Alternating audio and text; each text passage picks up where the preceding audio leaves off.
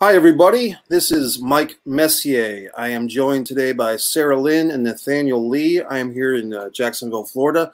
They're in Connecticut. Hi, Sara. Hi, Nathaniel. How you doing today? Good. Hey, How are Mike. you, Mike? It's good to be here. Yes, and you guys are making a film. It's a very important topic. The title of the film is The Callback. And from what I understand, you'll be co-directing. Sara wrote it. Nathaniel Lee will be executive producing, and you both are acting in it. Did I get all that right, Sara? Yeah, sounds correct to me. Okay, cool. So this is very new. I want to thank you guys for being part of this. This is live streaming, so this is interactive. So if folks want to chime in with their opinions, or if they want to say hi, or if they have questions, we do welcome that. Sara, let me start with you. Why the callback? What made you want to work on this topic? And the subtopic I should mention is human trafficking. Very important topic. We don't realize the amount of slavery. Unbelievable that slavery, we here in the USA, we think of slavery as something, you know, before the Civil War, and that's gone away. But if you do some research, I mean, I remember reading Ashley Judd did a op-ed, open letter a few years ago about human slavery when it comes to the creation of our cell phones, the conflict materials, I think it was called, that go into the making of cell phones. So it's eye-opening when you start watching some TED Talks and when you start doing some research that even in 2021, there's human trafficking and slavery. Tell me about your interest in this topic and the passion that you brought to writing this. Sure. So my passion for human trafficking, and there's all kinds of trafficking, like with kind of the slavery of like making cell phones and like shoes and stuff like that, sweatshops. There's also sex trafficking, which is something that hits a little bit more close to home for me. Before I was an actor, I was a mental health worker. I went to school for psychology. I wanted to be a therapist. And I worked with a girl in a group home who was sex trafficked. And her stories were so heartbreaking. And I remember driving home crying at night because of the stuff she would tell me and the things that she had been through. So that's just something I'm passionate about from that standpoint. And there's also a huge lawsuit going on right now against, you know, an adult entertainment conglomerate who has been distributing and profiting off of non-consensual videos on their platform. And there have been confirmed victims who were sex trafficked and raped, and their videos are just being distributed and consumed worldwide, and people don't even know it. And to me, that just really gets my blood boiling, because it's just disgusting what people would do for a profit. And I think that it should be talked about and something should be done about it. I'm glad these lawsuits are happening, and hopefully justice is served. Can I hop in on that topic real quick? Because I want to, as nasty as it is, paint a real picture for people. So sometimes people would be on the internet and they find, you know, whatever, pornography or whatever, and they assume, I would think, that, oh, this is on the up and up, and these are paid models or paid, you know, pornography actresses. But what you're saying is that in this case, at least, these people were being raped and abused. And so this pornography that the average person is watching out there in cyberland, it's got a real nasty and illegal source to it. Is that what you're saying? That's correct. And obviously not all of them. You know, there are some that are consensual and people are paid for what they're doing, but a portion of the videos are real non-consensual content. Like, I've known people who have been the victims of something called revenge porn, where you have an ex-partner who is upset, and so they film you unknowingly, or did at the time, and then throw it up on whatever site for what, because they were mad. So, well, and they don't have any, in the victim in these scenarios, they don't have an outlet to. There's no number you can call, you know. Customer service, things like that, and they put the onus back on the victim. Like my friend who it happened to, she emailed this site and they did nothing to help her get the video down. And there's countless cases like this. And you know, part of the reason about this movie is to help spark a conversation between people who might not have ever even considered that this is a reality. And, you know, some people might think that this is like a taboo conversation, but it's a reality. Important. Yeah. And I think that this is an important conversation, and it goes between all sides. Like there's no, it doesn't matter what ideology you might have. I mean, I think we can all agree that this is awful. Yeah, this is some serious stuff. Well, it's privacy, first of all, and that's something that people, for whatever reason, our society doesn't seem to value as much anymore. I mean, I remember, you know, there was a case, not as well, it is as serious, but a few years ago, a lady was in a gym, a health club, and she decided to take a selfie of herself, but including a nude woman who was out of shape, in her opinion, in the background.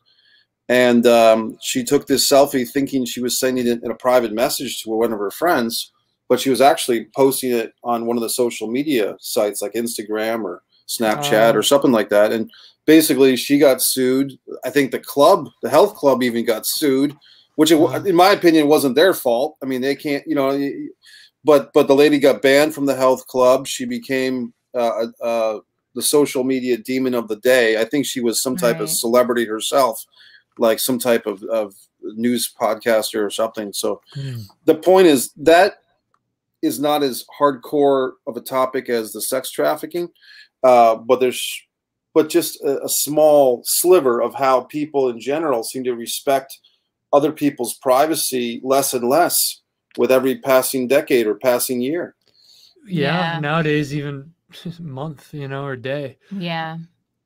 I mean, everyone has a camera in their hand. Like anytime you go out, you have your phone. It's crazy. And people use those cameras as weapons. And I mean, this goes all over the place. I don't want to lose our focus, but I mean, I think in terms of even the racial profiling of the woman in Central Park, calling the police on the African-American birdwatching guy because she was having a problem with him and because of the dog or something. And, yeah, I remember that. Yeah. But to get back to the focus, I want to show right now, for those of you that are joining us, we're going to show the Callback teaser trailer. This is the teaser trailer for the short film. So we're going to watch that right now. Is there anything you want to say before we show that? That's about a minute long. So I want to encourage the audience to stick with us as we watch that. Anything you want to say before we show the teaser trailer? It's a teaser, and we plan to, once we complete our crowdfunding, it's just going to be so much more awesome once we so it's a concept trailer, and we've been getting incredible feedback for it, so I want to hear what you have to say. All right, we're going to show that right now, the Callback teaser. Let's watch this. You're going to kill this Callback, Jesse. That's the goal, babe. Where did you say this audition was at again? It's at a home studio in Beacon. It's not at a casting office? Their office in the city is under renovation, so they're having callbacks at their home studio instead. Are these people legit, Jesse? You have to be careful. So what role are you auditioning for? Abigail. She's one of the villains. We'll break a leg. You too, Jessica. Welcome, ladies. Thank you so much for coming to our callbacks. We want you to do exactly what you did in your audition tape. Oh no, please. Don't do this, please. I'm begging you. No, no. We want you to help make our film a success. You came to us for a callback, didn't you? I'm back here with Sara Lynn and Nathaniel Lee. Very powerful. Now this is something that sometimes comes up, folks. Is this, because sometimes when people see a teaser, they're not sure, is the movie completed, the short film? Is this clips from something that's completed or not completed? Please take that and run with that a little bit. Not completed. Yeah. So I mean, this was entirely done as, so my brother and I and Sarah own a video production company based out of Connecticut. So we have some resources on our end to create high quality and content. So what we're doing with the campaign is taking that content and bringing it to even a higher level and a cinematic level. So this is something that we did to help get the word out and help get people excited. Right. So, I mean, just the script since we shot that has already changed, you know, significantly, but it's I don't know what I'm trying to say here. It's a little bit different. You know, it's a better product than what we just showed you. But that's not to take anything away from it, but it's already grown so much since we filmed that. That was just a couple months ago. That was back in May when we filmed that. Yeah. And yeah, man, I mean, we're killing it right now. So What I like to use sometimes, I like to distinguish personally that a teaser is for a project that's not completed, that this is, you know, a teaser of what we're about to see or what we're getting funding for, what we're, you know, in the motions of. And a trailer is for something that's done, it's ready to be shown, and this is the highlights from the completed work. Now, the only problem is that there's not an industry standard, so to speak, that says that people should oblige themselves to what I think, you know what I mean? Yeah. So I think it's great that you guys, first of all, did that teaser, because I think it's very powerful and it kind of sets the table, as we like to say, you know, like we kind of know where this is headed. And what's the website again, please? Yeah, so it's thecallbackfilm.com, and that's going to take you to the crowdfunding campaign itself. And there's so much more on that page that goes into synopsis, details, cast and crew, and all sorts of fun stuff. So. Links to our socials, our Instagram and Twitter and Facebook pages. Yep. Sara, let me ask you again, and I'm going to put up this fun little banner as we talk, guys. So just some of the fun things we're doing here on subscribe to Mike Messier YouTube channel. We are always looking to add to the fun if I can get this thing going. But Sara, tell me more about the topic, because it's funny, because Nathaniel made a good point that it's a hard topic to talk about. And I find even as we're talking about it, I find subconsciously I want to move away from the topic, but I'm kind of forcing myself to get back right into it and asking you to kind of lead us there, because you wrote this material. And I just want you to share with the audience and myself more about what you know about sex trafficking. For instance, where is this taking place? I think people like myself might be shocked to know this is not just in what we call third world countries. This is right here in the USA. So it's a topic that I want you to kind of take the ball with it for a few minutes and tell us more about it. Sure. So I mean, it happens in third world countries, and in the United States, it happens pretty much all over. And in particular, the website that I'm thinking of that I know a person who was victimized by it is Pornhub, which to me, I think that that's a pretty quote unquote mainstream site. I feel like a lot of people have heard of it, and they always do these little advertisements that are cheeky and like, oh, haha, we're Pornhub, we're cool. But that's where a lot of the trafficking has happened. That's where my friend was victimized. One article that really stuck with me that kind of was an impetus to write the callback with these undertones in mind was a case in South Florida where a 15-year-old girl had been missing for a year.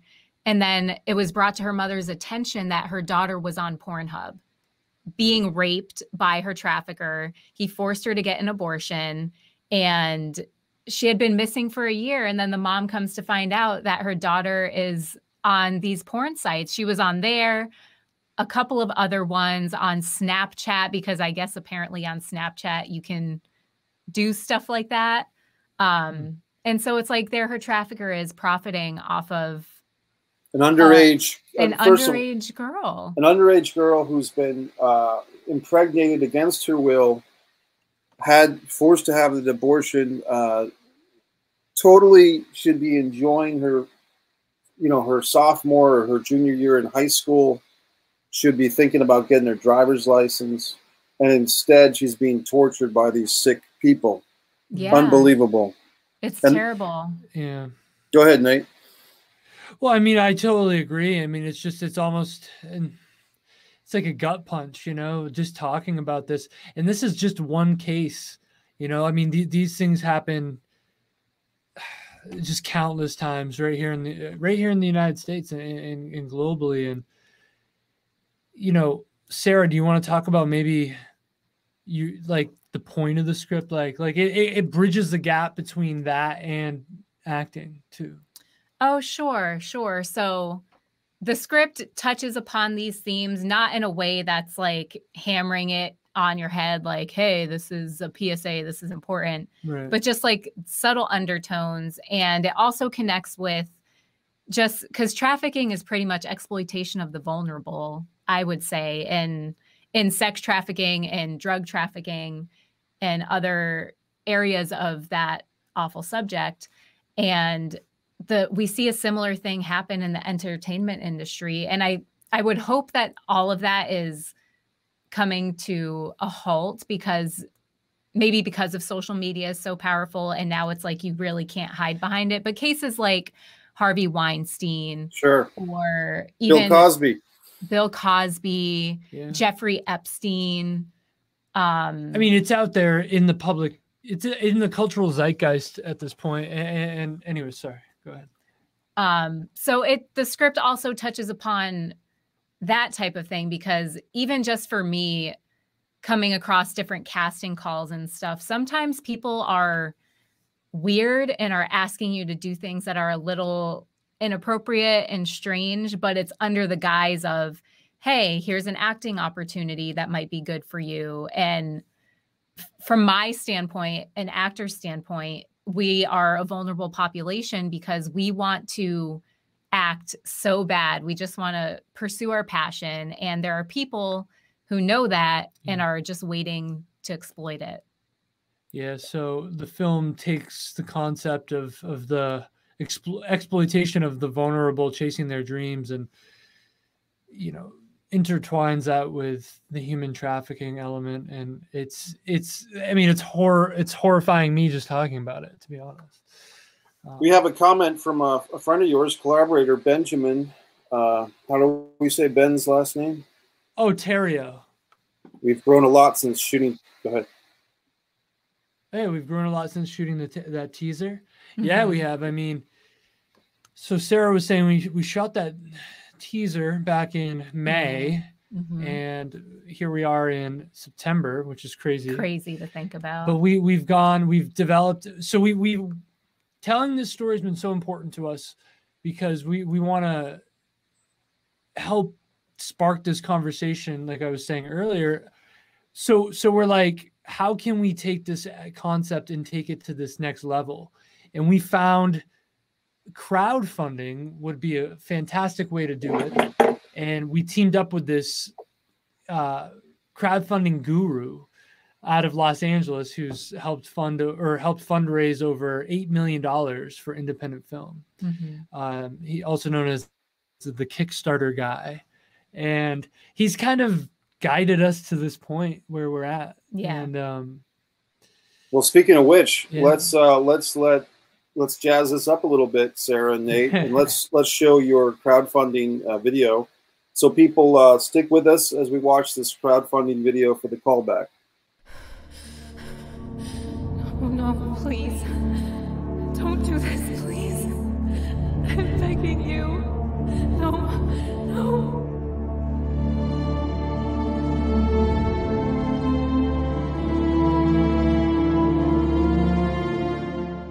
I'm Sara Lynn. I'm the writer, director, and I played Jessica in The Callback.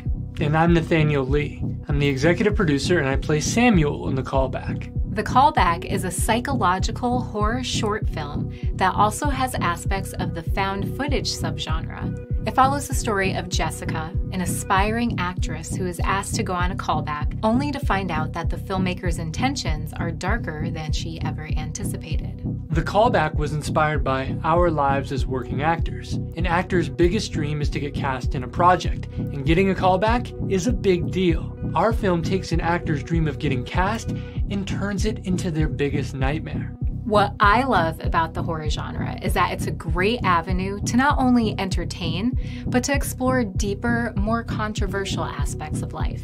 The Callback explores the mental anguish and the not-so-glamorous aspects of what an actor goes through during the casting process and cranks it up to 11. It also uses the horror genre to metaphorically parallel the real-life horror of sex trafficking and exploitation. There are currently multiple lawsuits against a very well-known adult entertainment conglomerate for knowingly distributing and profiting off of non-consensual content on their platforms. Before I was an actor, I was a mental health worker, and I worked with a young girl who was trafficked. I've witnessed firsthand how that trauma lingers and the time it takes to work through it to simply live life on a daily basis. No one should be subject to that. We have an amazing cast and crew locked in, including an award-winning composer. Check. An award-winning special effects artist. Check, check. And an amazingly talented creature effects artist. Check, check, check.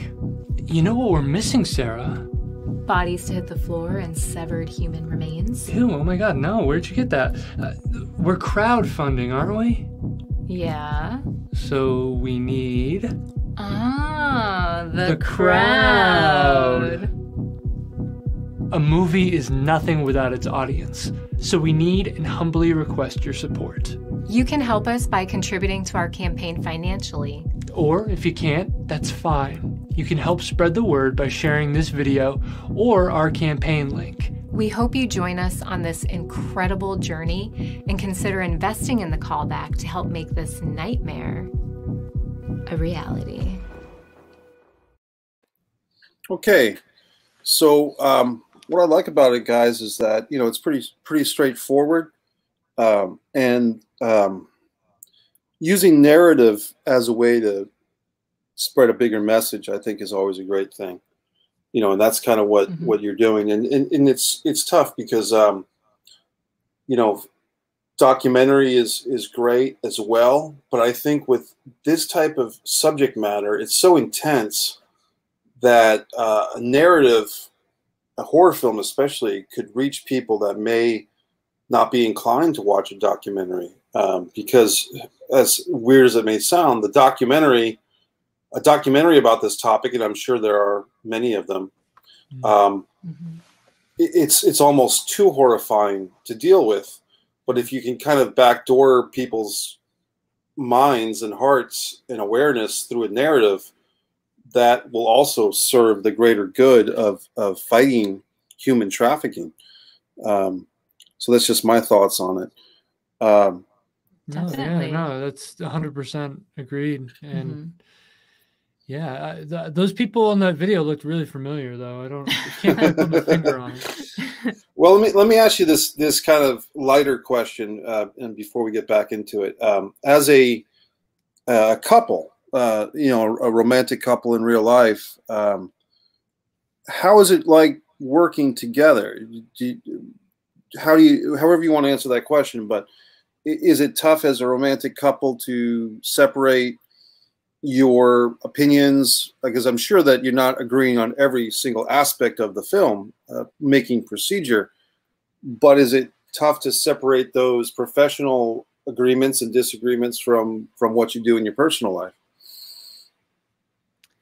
I think that, so at least from my experience, we'll hear what you have to say, but it's been, I would say, a really good working relationship as well.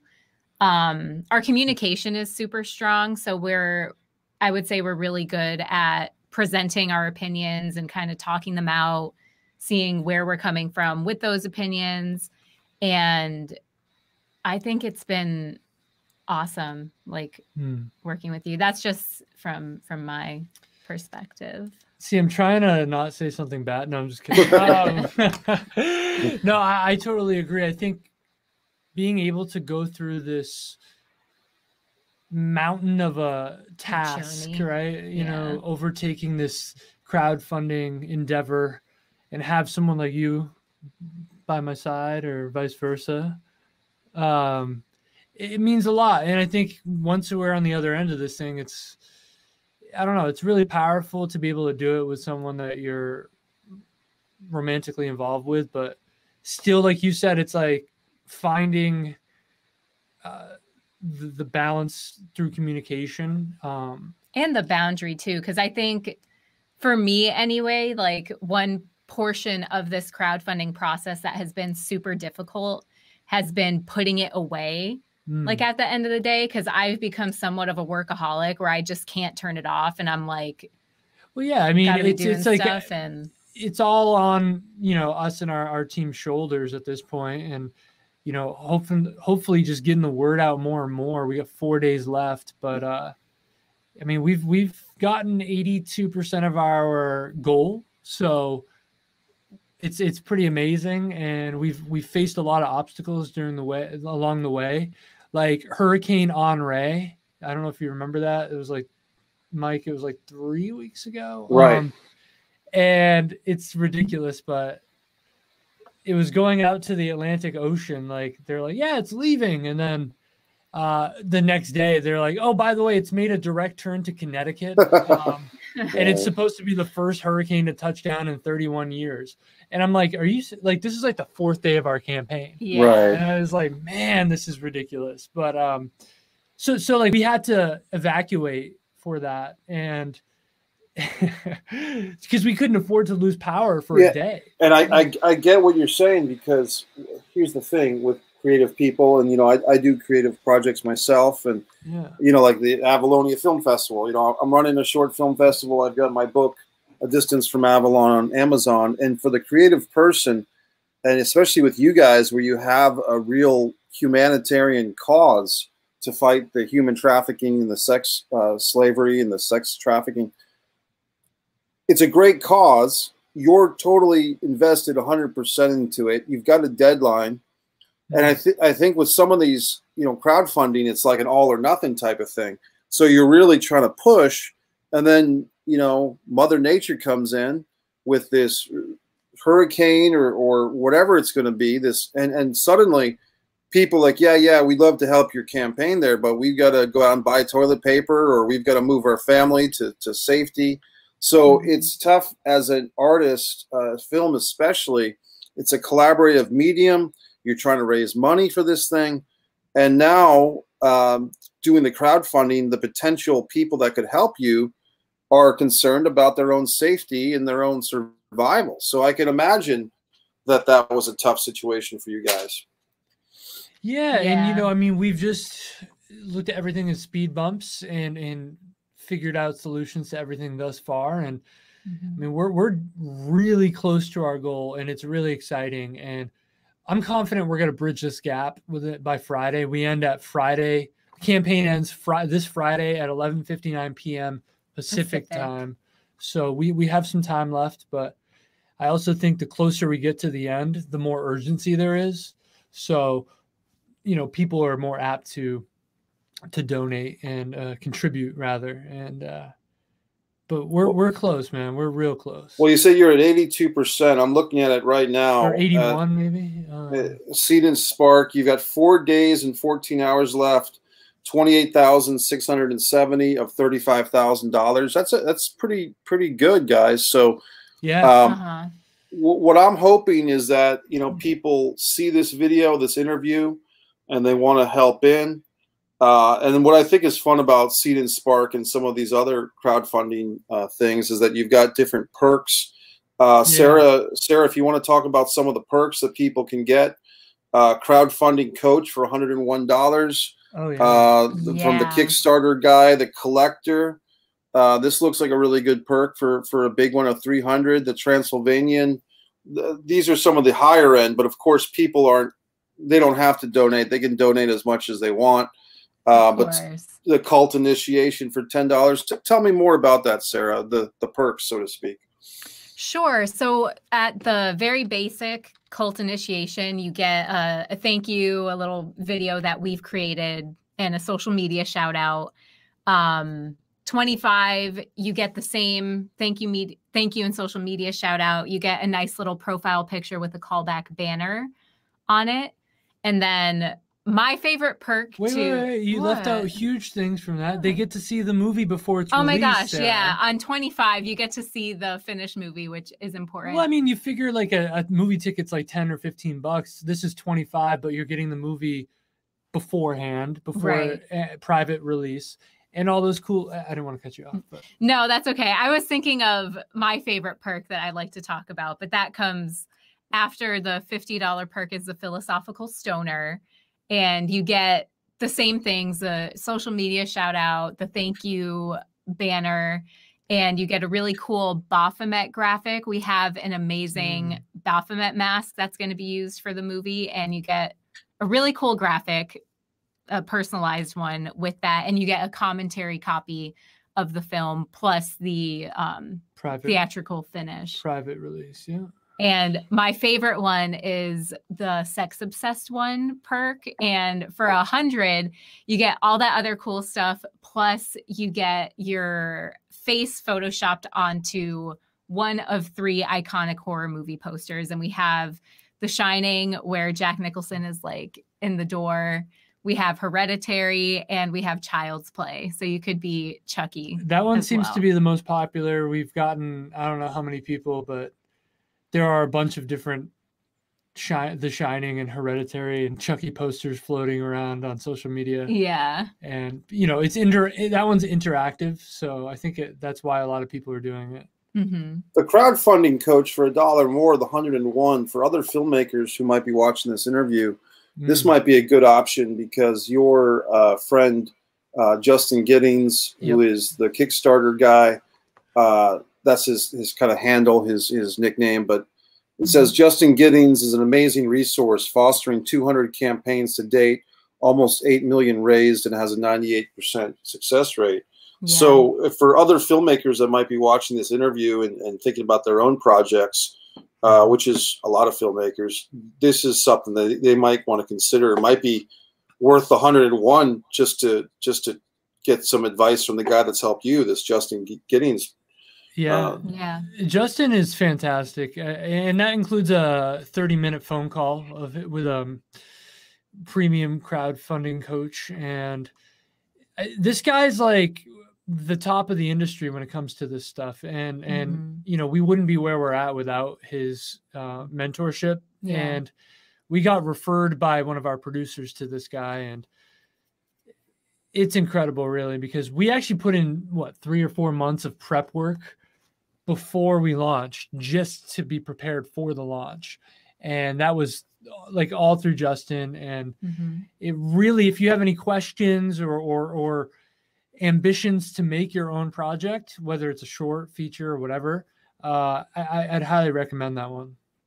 And he even does like if you have a book you want to crowdfund or like a product or something, he does it across the board. So it doesn't have to be just a film. Right. Let me ask you, Sarah, about and I don't want to spoil anything from the movie, so you can, you know, censor your own answer a little bit if you want, but I'm kind of intrigued, or very much intrigued, by the actual hook of the film, the story, which is this young lady goes in for an audition. It's at a home studio, so to speak. The boyfriend, played by Nate, tells your character in the teaser, hey, you know, be careful. Yet, as like Nate was saying, especially as actors, we're so vulnerable and we're so looking for approval and validation at all times, which is the great thing about the actor. They're opening up their humanity, but at what cost, at what risk at times. But then this whole thing goes askew, and it looks like the character is brought into some sick cult of some kind using these weird masks. What type of elements inspired you in that story writing? Tell me more about that. So for me, like, that's a good question. I would say definitely kind of culty horror movies were an inspiration here. Particularly the film Starry Eyes, if you've ever seen it. If not, it's a very similar concept of a hungry actress who is auditioning for this production company. The story goes in a complete different direction from what we're going through. Right. But that kind of similar concept of like a cult. And it's just gonna be a little mix of different horror elements, because I'm a super horror fan. So the cult, we have some found footage elements just to throw that in there. And there's something about 70s horror that I really like. I feel like a lot of those movies don't really have happy endings, and they're very gritty, and like you feel dirty sometimes after, like Texas Chainsaw, Last House on the Left. Sure. I Spit on Your Grave, things like that. So it's just going to combine all of those elements and the callback. I don't know if you're getting into like grindhouse. Is grindhouse the right term, or is that a little bit different than what you're talking about? I think it's different. This is a little more like, you know, remember, you're going to utilize refined. Yeah. Like I forget how you describe it. It's like tasteful horror. Tasteful horror in a sense of like, it's not, I don't want to give too much away, but no, I hear you. But yeah, no, it's definitely psychological too. Yeah. I mean, you got to think, one of the perspectives that we're trying to do too is, I mean, we're all three of us, we're all within the film and entertainment industry ourselves. So we kind of get, you know, the trials and tribulations of these auditions and things like that. But to the layperson, they might not have any clue. They must think that every actor is like George Clooney, or, right, you know, they're at a certain level. But like, there are hungry actors who are on the come up, who are willing to put their blinders on, you know, these red flags, like, hey, it's at a home studio, is, you know, and it just, they're willing to overlook these scenarios. And it's also a psychological look at like the mental anguish of contemporary actors and things like that. I just saw the film Malignant last night. That's a horror film. I can't wait to see that. I'm kind of, it's like, James. it's on your short list, right? Yeah, it's James Wan's new movie, and I'm like waiting until the campaign is over because I want to treat myself. But I've heard it's really good. Did you enjoy it? I did, and I won't spoil it, but I did do a Mike's Instant movie review last night. I do whenever I see a movie, I do a Mike's Instant movie review video, and I think I saw another guy from up in New England, a guy, maybe you know some of these people. It was Armin Garrow and old friend of mine from back in the day, who was in a movie, I think it was called 642. I want to make sure I got the right name of it. It was a horror movie, but I just saw it in Orlando. But it was a lot of people I knew from back in the Rhode Island days. And it's a horror film that just came out, and really intense, kind of like if you remember the film, the 645 is the name of the movie, and it's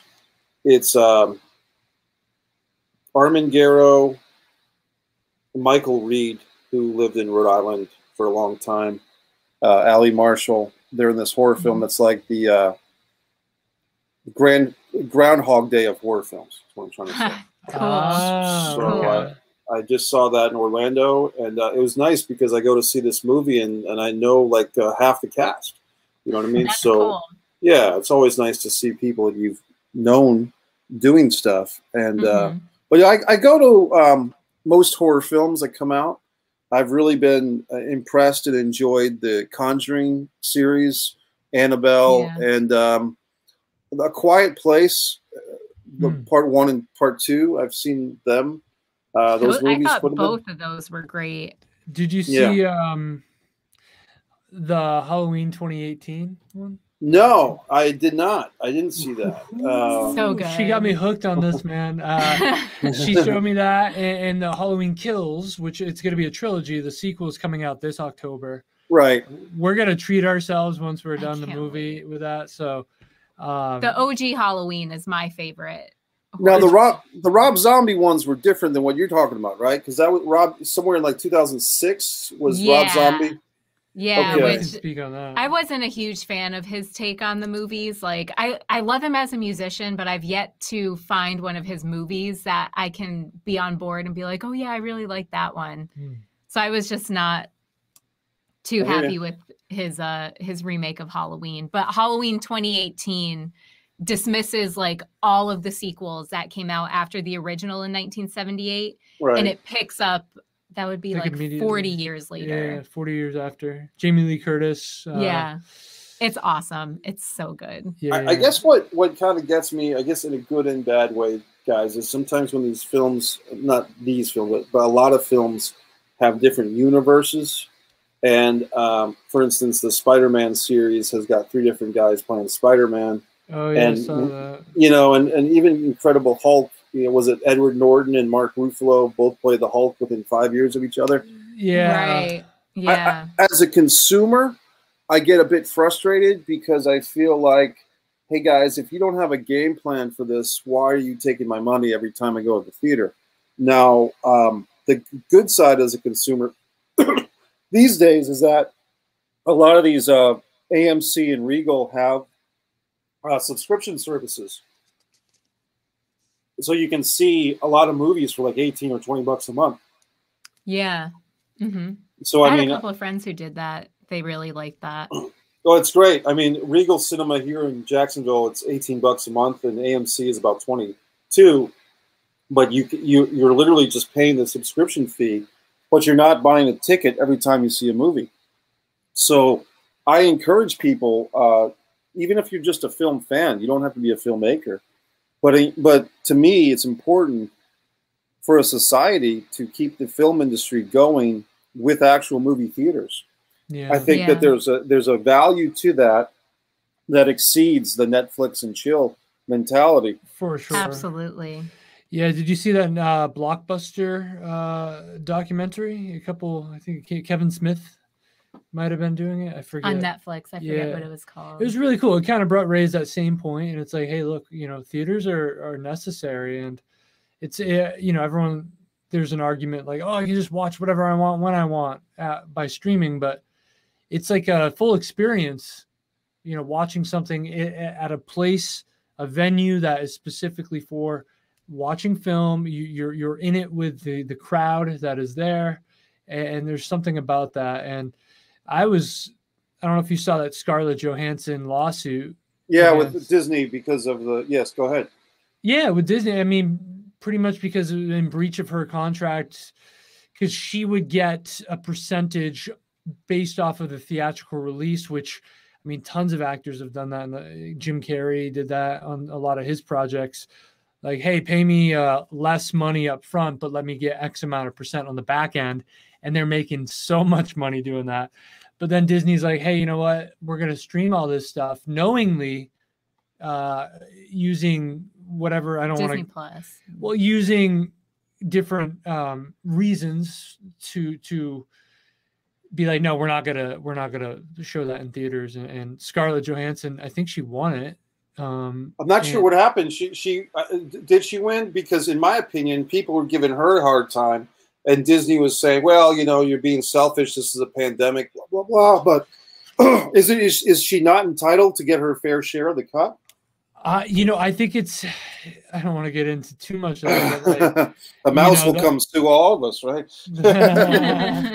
Mickey will be knocking on my door looking for my season pass. For real. And, you know, I just think that maybe it's just growing pains of the streaming industry, but I feel like you know, if there's money to be made and there needs to be contracts with the talent to allow them to, you know, theaters are slowly coming back is what I've been seeing, especially AMC. But, you know, people are going to have that caution when they go to these public squares, and maybe that's going to reflect in some of these numbers. So if people could, you know, industries that are multi-billion-dollar industries like Disney, it's like, come on now. Well, I agree, because I think one thing about that case, we've got a couple of comments from Benjamin I want to show.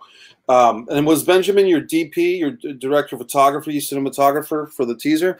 Yeah, Ben's going to be DPing the actual project itself too. So, well, Ben's chiming in. He's supporting Justin.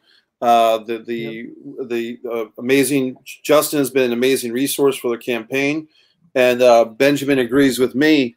I love the subscription model for movie theaters. I had Movie Pass before they went under, and it was a wonderful way to see movies that I wouldn't have seen otherwise. Well, Ben, you're right, and you know, right now Regal, AMC, and Cinemark here in Jacksonville all have it, and I have all 3 subscriptions because I don't want to be in a situation where I'm scrambling for you know, $15 or $20 to see a movie. I just want to go see it.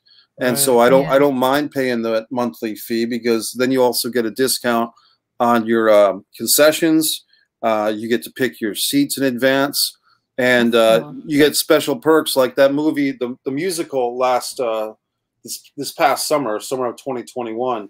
What was the musical that was a big deal? Was it In the Heights? In the Heights. I saw In the Heights about 2 months before everybody else.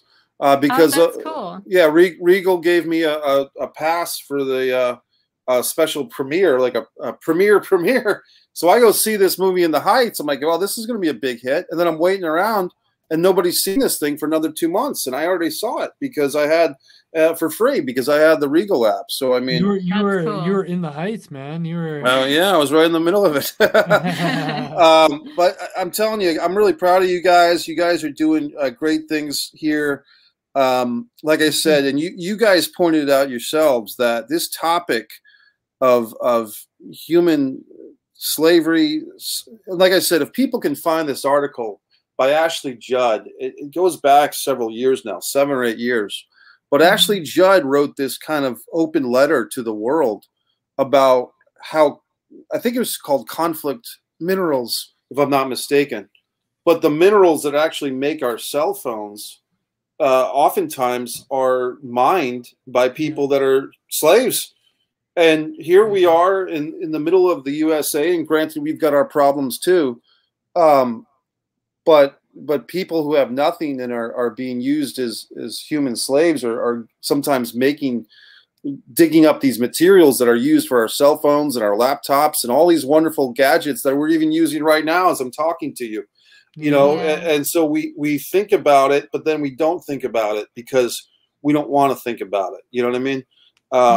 But these are real issues, and if people can support this movie, the Callback, they'd be supporting this cause.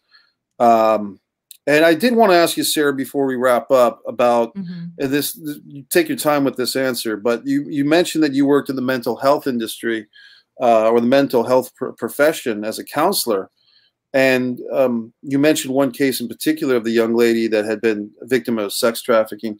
Can you talk to me more about the mental health world? And Benjamin has another comment here. Our modern way of living is based on slave labor. And it's a hard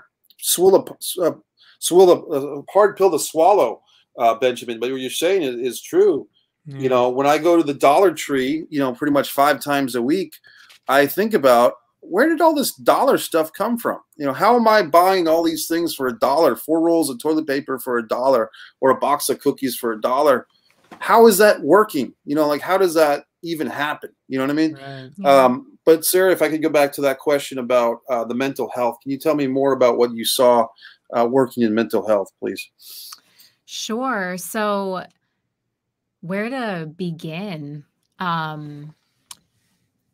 just saw a lot of kids who are victims of their circumstance where, like, you know, their mothers were abusing drugs while they were in the womb. And now because of that, and because of the environments that they lived in and were subject to as growing teenagers who are going to become adults. The kids I worked with are probably adults right now, which is crazy to think about, but they are kind of at a disadvantage because mothers having done drugs with babies in the womb, it creates different types of negative side effects on mental health. I saw a lot of reactive attachment disorder, ADHD, really aggressive behavior. And I think it's so sad. And as frustrating frustrating as it could be on a day-to-day basis working in a group home, at the end of the day, I just felt really bad for these kids because they didn't really have great parents as an example. And it was just really sad. And the case of the trafficking, it was a family member who was doing it to her. And you can't, are we allowed to say not? No, I'm not going to. Okay. And that was really disturbing for me. And just the stuff that it did to her and her, like the way that she would view men after that. And it really impacts you in multiple areas, because she would always be talking about these guys at her school who were, I'm like, you know, her name's not Susie, but Susie, like that person isn't, like, from the stories you're telling me, they don't care about you. But when you've been in that type of environment and been forced to do that, it impacts your self-worth. And you think that you can only, like, where you are is where you will be. And that's where you deserve to be, kind of thing. And she grew a lot in my work with her. Like, I remember when I first got there, she was really nervous and she had to meet everyone one at a time. She didn't want to be in a room full of people because that was triggering to her. And it reminded her of her trafficking, her past in being trafficked. And it was sad. It was really sad. But I don't know if, I kind of caught that Nathan is concerned about the actual details of the case, but I guess what I would maybe in a general way, you can answer this without giving details on that specific case, but how do people get freed once they're a victim of sex trafficking or human trafficking? How does someone, I don't know if the word is typically, but what are ways that people that are victims of sex trafficking or human trafficking, what are some ways that they can get free? Is any ideas on that? So I know with that particular case, what freed her was the person doing it was brought down on a different charge. And I know that person was very wealthy. And I think they were able to pay to cover up, you know, the reason that they were taken down, which is a whole other issue. Like the stuff money can buy you. The story you told me was a movie in itself. I know. I know. And then I know that there are kind of programs to help, I don't want to say rehabilitate, but to help support women who were trafficked and kind of help them out of it. So, and then I think it might just be a case-by-case basis too. I know there was a sting operation done, I think at the beginning of this year, the end of last year. I want to say in Florida where like a SWAT team helped release, I want to say like 72 or 73 kids who were being trafficked. So, and that happened. Nobody talks about those things when these, I mean, it might make local headlines, but like on page 7 or something, but these are stories. People are like, these sting operations are happening. Like I remember one happened in Tennessee this year, Florida. They're happening right in our backyards all over the entire country. And I mean, this is real stuff. So, and you never know either. I mean, the story, I'm not going to give all the details what Sarah was talking about, but the person who was trafficking this young lady was in a position financially that you would think that they were like prestigious or something, almost like these people who are like in society, they might have this look of like, oh, they're so perfect, they're so this and that, but like they have some serious stuff behind the scenes going on. And I don't know. It seems like a very elitist kind of thing. It's really weird. It reminds me of a couple of things. First off, before I forget, there was a documentary I saw maybe even 10 or 15 years ago, Born into Brothels. I don't know if you two ever saw that one, but I've heard of it. Yeah, the title is coming to me today, which I haven't thought of that movie in a long time, but it was a documentary about the human trafficking situations. Last summer or sometime during this, worldwide situation, as I call it, I was listening to a podcast series on the Epstein case, the Jeffrey Epstein case. And also I listened to another one, Chasing Cosby. And listening to the parallels and the differences of those two situations. Empowerment is a word that comes to mind with both situations. Abuse of power, vulnerability. You know, the Epstein one is especially, you know, because he had this person, this Maxine lady, who was running around doing his bidding, and she had this air of sophistication, and she was like this artiste with an interesting voice, and she was always very fashionable. So you talk about sometimes the packaging is worth more than the person, you know what I mean? And so I just feel bad because, and then then it becomes a social media punchline. Oh, they finally arrested Maxine. Tomorrow's headline: Maxine commits suicide in prison. You know, because people are just assuming that Epstein didn't commit suicide, that he was, you know, murdered because certain people don't want him talking and throwing them under the bus along with him. So yeah, these things are highly scary. And for the average person who might be thinking, well, what does this all have to do with me? That's why we want you to keep your kids safe. You know, you can't keep them under lock and key 24 hours a day. But I'm sure that there are ways that children can be kept safe. Any thoughts on that, Sarah? If it's just a regular person's watching this and they have a child, whether it's a daughter or a son, I would assume, but I don't know, that women are the victims of this more than men, but I could be wrong. But is there any advice that you just have off the cuff for parents of children to just keep their kids out of these horrible circles? Any thoughts on that? The first thing that comes to mind would be online safety. And just, you know, it's crazy the things that a 4-year-old can be exposed to online. Like, it takes 2 clicks and they could be in a weird chat room or even on a pornography site at 4. That's a bit much if you ask me. But I would say just be aware of what your kids are doing online and who they're talking to. And I mean, that's easier said than done. Easier said than done. And try to make it an open line of communication with your kid, where it's like, you can come to me if a stranger sends you a message online and it freaks you out, like bring it to me so I can see what's going on. Like, I know even like myself as an adult woman, I get weird messages from weird people sometimes. So it's like, think about that situation, but with a minor. You want to make sure that you equip them to handle it well, and that you can step in and because the reality of the situation is there are predators out there, and all different sorts of ways of communication, and you know, different apps are always being made, and it's really it's weird. I don't know. I don't know if this is the biggest way for people like them to reach out. Like, I mean, like nowadays with the technology, I wonder if it was 15, 20 years ago, less like accessible for these people to find these ways to manipulate and come into contact with.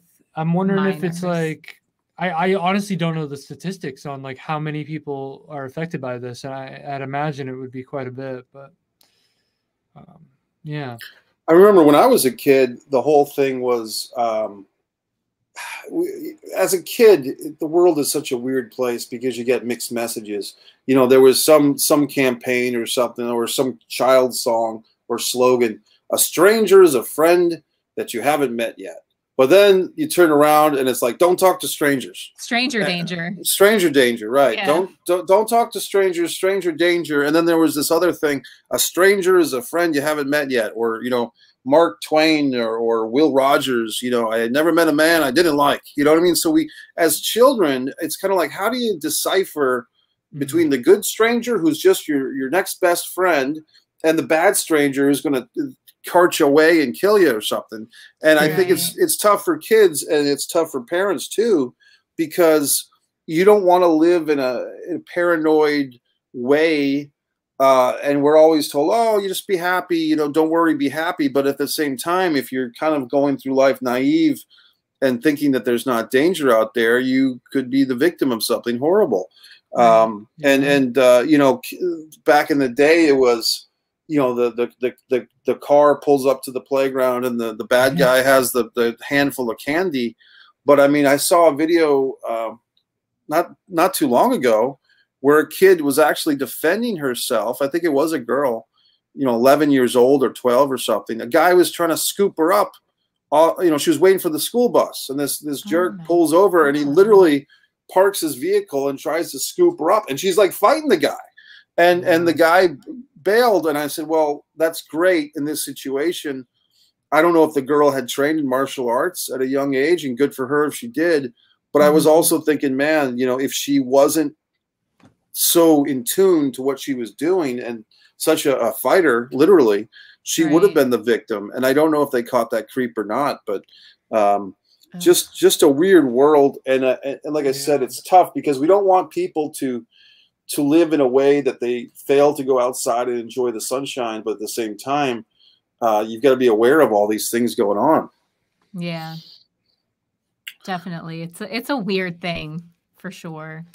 Yeah, and because it's real, but nobody talks about it, kind of thing. So yeah, and just I would say, like, for parents, just be open with your kids about that kind of thing. Well, I think just to bring it all back too, it's like we talked about Weinstein, we talked about Epstein, and those things happened within the last 5 years. So if we're talking like a collective consciousness of the social, like, fabric of America, at least, like, these things are in people's heads and minds that this is a reality now. And it's still, it might have been more difficult to talk about this stuff 5 years ago, but with cases like these happening, I think that this is now is the time to tell a story like this and have it resonate. And because it is it's a horror film, but it's horrific in its own, without even adding any other elements. But we did add elements, so it's even crazier. How long do you think that the finished project will be? What are you talking about as far as like page length or screen time? What do you think it'll be? The script itself is 25 pages. So, and it's usually, they say, like a page per minute. So definitely between 25 to 30 at the most. Yeah, with credits and everything, somewhere in that realm. And when we talk about the funding of a film, give me a quick overview, just so people, if they do make a donation, or if they share this video, or they share your callback pitch video or the teaser trailer, just for the layman out there who doesn't know the expenses that go into these things, where does that money, what's that money going to cover? That's a great question, because I had someone comment just the other day, like, wow, you guys are almost at $29,000. Wow. Which, yeah, I mean, like, if you're just looking at it, that's a pretty large sum of money. But I always look at a film as like departments, right? Like, it's almost like, okay, we got to hire the hair and makeup department, wardrobe, obviously camera operators, sound, lighting, production assistants, wardrobe, the talent, like the actual actors. And so there's so many hands or different departments involved that our end goal is $35,000, and that's including film festival submission fees.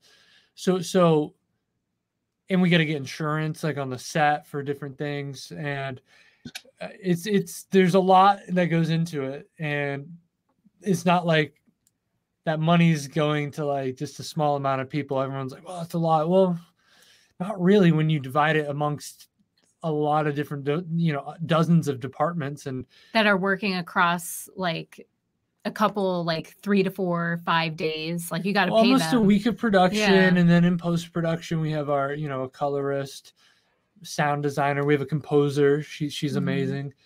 So just listing off those people right there, I mean, we're talking like, yeah, that's quick. Yeah. And now with a worldwide situation, and people need to wear masks or they need to take tests before they show up on set. I do want to show the teaser one more time, guys, and then we'll come back and we'll wrap this up. I want to thank you so much, Sara Lynn and Nathaniel Lee. Let's watch the callback teaser trailer again for those that missed it the first time, watch it again right now. You're gonna kill this callback, Jesse. That's the goal, babe. Where did you say this audition was at again? It's at a home studio in Beacon. It's not at a casting office? Their office in the city is under renovation, so they're having callbacks at their home studio instead. Are these people legit, Jesse? You have to be careful. So what role are you auditioning for? Abigail. She's one of the villains. We'll break a leg. You too, Jessica. Welcome, ladies. Thank you so much for coming to our callbacks. We want you to do exactly what you did in your audition tape. Oh no, please. Don't do this, please. I'm begging you. No, no. We want you to help make our film a success. You came to us for a callback, didn't you?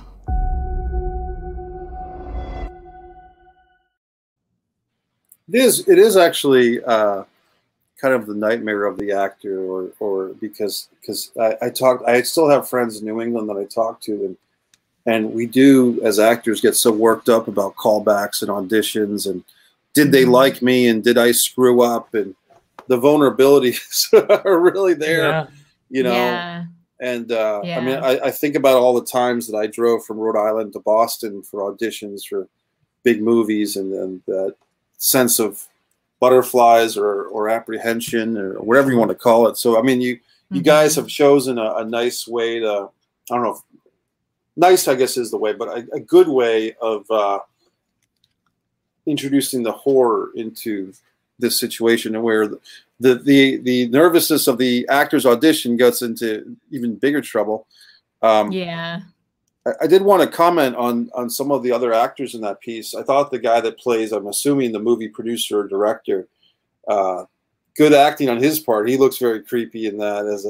He's got the whole thing with. No, he's a fantastic. That's you want to say Mike Greca, and he's an amazing, super sweet person. And I wrote the script, and the character's name is Dante, and as I was writing it, I was thinking of Mike like in my head, and I'm like, I really hope that he wants to play this part like when the time comes. And thankfully he did, and he does, and he's been awesome. But I'm so excited for him to step into that. Mike is a very talented actor, and just he's amazing. And we also have Mary Beth Paul, who New England local, fantastic actor. And we have a couple other talent who weren't shown in the trailer who are going to be attached too. And really the point of the short film, Mike, was we're going to try to leverage this thing when it's done to potential investors to make it into a feature. Okay. Because the concept is, I don't think there's 25 minutes is enough time to explore this. And it's, again, that's something that kind of happened. That idea like formulated midway through the campaign when we were getting all sorts of traction, and we're like, wait, people are interested in a feature already. It's one step at a time, obviously. It's finishing the campaign, telling the best story we can. Yep. And then we'll see what happens from there. But yeah. And I wanted to mention Mary Beth, who she and I worked together right before I moved out of Rhode Island. She and I worked together on Messier Peace Theater Presents that night, and it was her birthday a few days ago. Yeah, it was. So happy birthday, Mary Beth! And happy birthday, Mary Beth! Happy birthday, MB! You know, a lot of talent in New England. You know, and it's and it's one of those things where I'm glad to see you guys have got this organized, and that's one thing I would say with the independent film world. It's good to see when people have things kind of organized, for a simple term, no matter how you do it. I mean, the approach you guys are taking is much different than the approach I took to making short films, or I still take. But to me, that's fine, as long as it's successful and it gets done. Right. And I think you guys are headed to that 100%, and hopefully this interview puts you over, helps put you over that. And I just feel like the way that you guys are doing this in an organized fashion is very something to be respected. I like that a lot. Thank you. Yeah, you're welcome. So any final thoughts as we wrap this up? I know we went over an hour today, but there's so much to talk about with the film, with the short film, the social media aspect of it, the callback pitch video that we watched, everything you're doing as far as the crowdfunding. Anything else you want to say? Go ahead and take your time. Well, you just want to say, you know, thank you for just having us on your platform here, Mike, and being so flexible and getting us on so quickly. Yeah. And, you know, what you were saying just a second ago, I mean, it goes, the organization of it, it takes a lot, you know, and we want to do this the right way, and give it a real shot at becoming a feature, and being able to attach so many tremendously talented people in this thing, local to New England, and not just in front of the camera, but behind the camera. It's really incredible, the network that we're building with this. And I just want to say thanks to everybody out there who supported and who will be supporting. And Sarah, do you have anything to add? Just a reiteration of pretty much what Nathaniel said. Thank you, Mike, for having us on the show. And it's just been like, this campaign has been so crazy and so emotionally tumultuous, I would say, but it's amazing to see the support that we've been getting from people that we haven't talked to in a while, and people I went to high school with. And we just appreciate all of the shares that we've been getting, and the interaction, the engagement. And I feel really blessed for where we are, and for the people that have supported us and who continue to do so. And and I mean, some people even reached out and said that we're inspiring them to do other things, which is like, whoa, like we didn't even anticipate that. And to hear those words, I mean, it means a lot. And I don't know, I just want, if you have any ambitions to do something like crowdfunding, I mean, we didn't know what we were doing when we went into this thing, and we're pretty damn close right now. So I think it's great. I think it's great. Like I said, you really are close. So I think if people can check this out, seedandspark.com, the callback film, #story. I mean, I think it's actually, if you want to put the if you want to type that up real quick, I will copy and paste that and put that in the banner for you. If it's even easier, we have that link to thecallbackfilm.com. It takes you right there. Yeah. Perfect.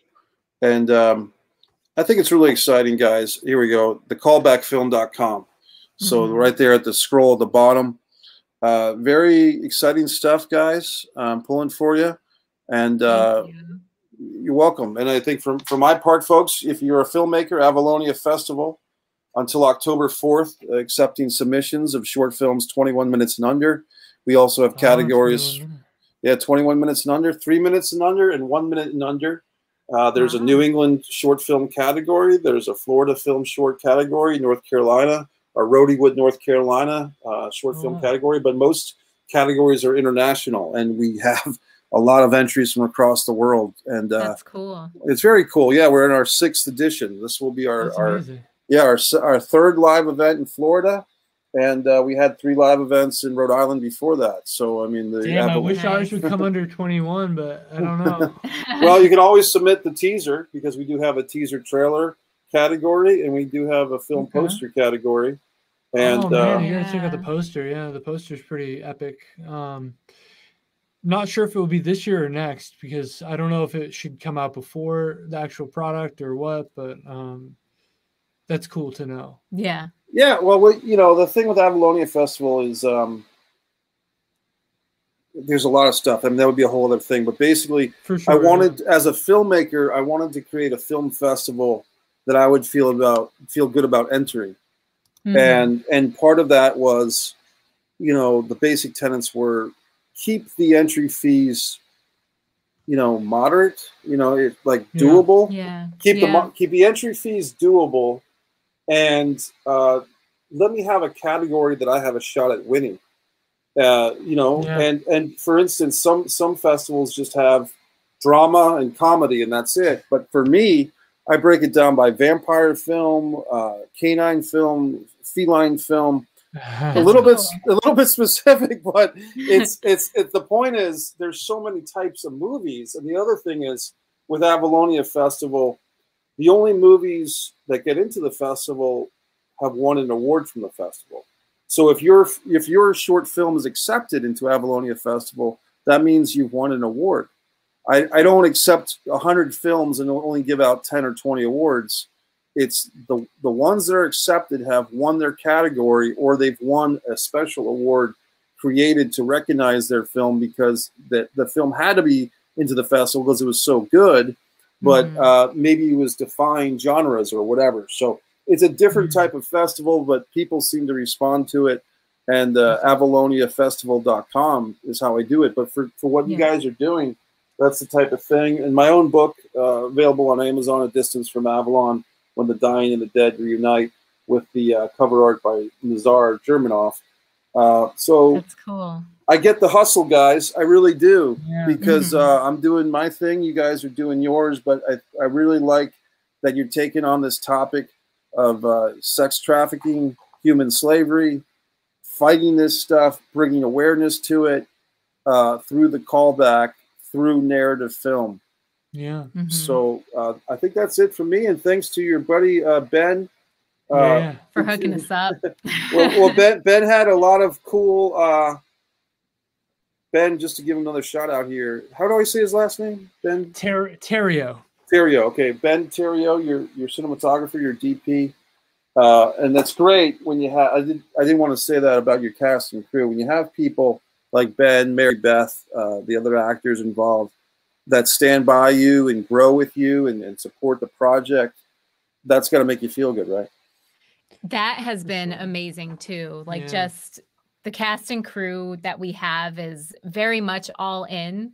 And that feels really nice because when we're in the trenches doing this campaign, sometimes it's a little tough, but to sit back and remember that we do have this circle of support is really refreshing and awesome. And I mean, I always say this is going to be the hardest one for us to make. And then once it's done and in the can and people see this and recognize it, we're going to have, it's just going to be, I don't like to say easier, but it's going to be different moving forward. So we're just pulling just everything, you know, like just going all out, and we're going to hit this goal. And that's really it. There's really no other, like, we're going to hit the goal, and it's pretty exciting. So very cool.